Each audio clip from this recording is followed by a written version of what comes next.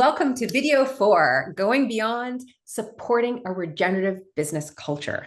Hi, I'm Charlove. I'm the Chief International Advocacy Officer at Natura and Executive in Residence at the Saïd Business School at the University of Oxford. And hello, I'm Dr. Mary Johnston-Lewis, Senior Fellow in Management Practice at University of Oxford Saïd Business School. And together we've prepared this set of short videos to provide you with an introduction to regenerative business. The focus of this video, video 4, is on how to go beyond the status quo yet again and explore ways to build a regenerative culture within your business. All right, well, let's start with the question, what is culture? Now, there's a few ways to answer this question, but my favorite way is actually to think about culture as being what people do when nobody else is looking. And culture is really important. A very important and very sort of prolific business writer and thinker, Peter Drucker, famously said that culture eats strategy for breakfast. Now, I think we can go one step further. I think culture is incredibly hungry, and I think culture will eat everything for breakfast. So, how can a business build a regenerative culture within their organization? Well, one important step is to be super clear about what the purpose of the business is. This isn't just about what the business does, but this is about why the business exists. For example, in the case of Natura, the reason the business exists is best summarized by Bain Sabine, well being well, in that we must be well in ourselves, that's our well being, and in strong relationships with others and the planet, which is the being well. Now, with this clarity of purpose, people across a business can really have a sense of the direction the business is going in when it comes to why we do what we do, and that transcends whatever department we work in. Now, there are some really helpful tools out there that can help a business reinforce this culture in everyday decisions that need to be made in order for the business to function. Mary, I'm excited to hear you talk about one of the tools that you've come across when it comes to this making culture become really alive and embedded in the business. Thanks so much, Shar. One of the most powerful ways I've seen culture become articulate and explicit and really alive is through several organizations who use something called values cards. And what these are is a physical mechanism that allows the organization and the people within it to, first of all, clarify the values of the organization and begin to identify and truly work with the behaviors that reinforce these values within the business that keep the culture alive. So we know that humans are ritualistic animals. We love artifacts. We love things we can touch and see. We love colors. We love ways of understanding our identity together. One business who has used values cards in a very effective way is Pukka Tea, a UK-based herb and tea business where the CEO introduced something that she called wisdom seeds cards. And these physical cards were used to reference values that Pukka wanted to ensure remained embedded and reinforced within the culture.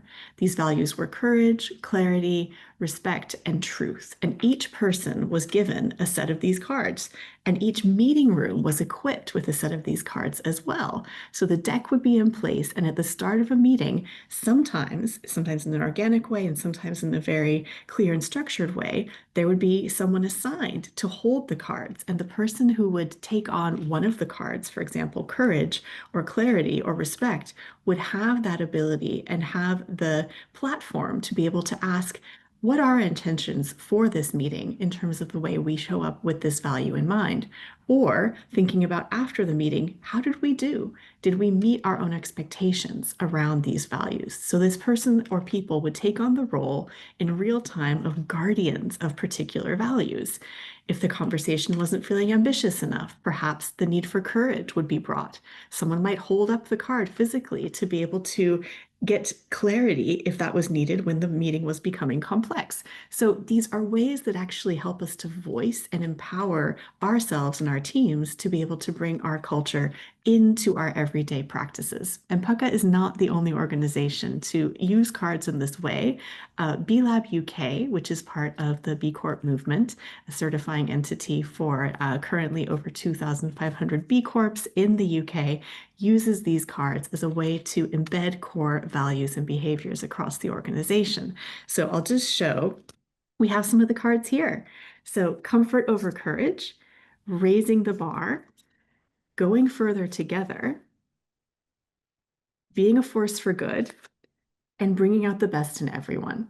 Now, these cards are powerful when they are used. And the power comes from the ability to give all of us within organizations that agency and that voice to be able to, first of all, know the values, be comfortable with them, and find ways to ensure that they're showing up in organizational life.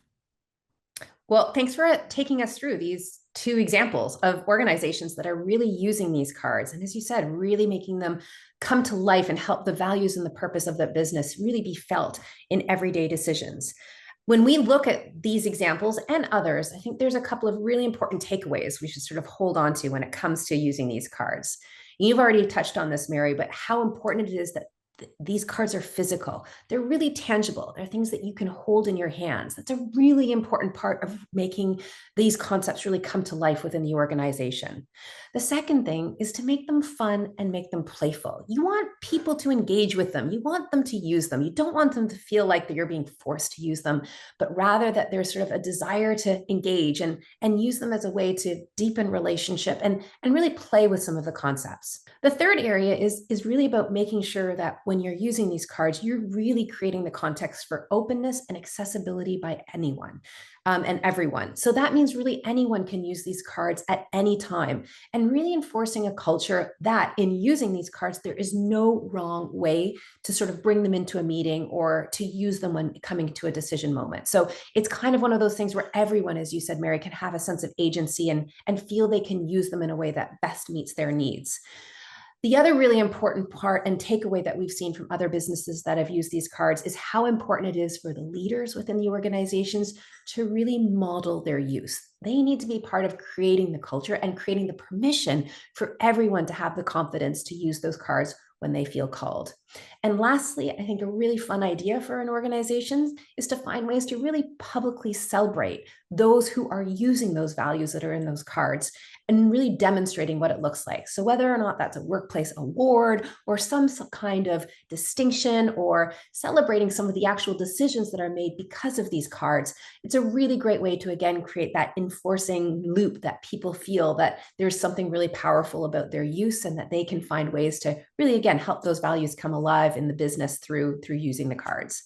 The other thing we need to do is really look for ways to make this come to life within an organization. And through these cards and by modeling the values in everyday decisions you make and sharing the reason why you make the decisions you did, these cards can be a really powerful tool, again, to really enforce the importance of the culture within the organization, the not just what you do, but why you do it. And it's a way to make sure that people across the organization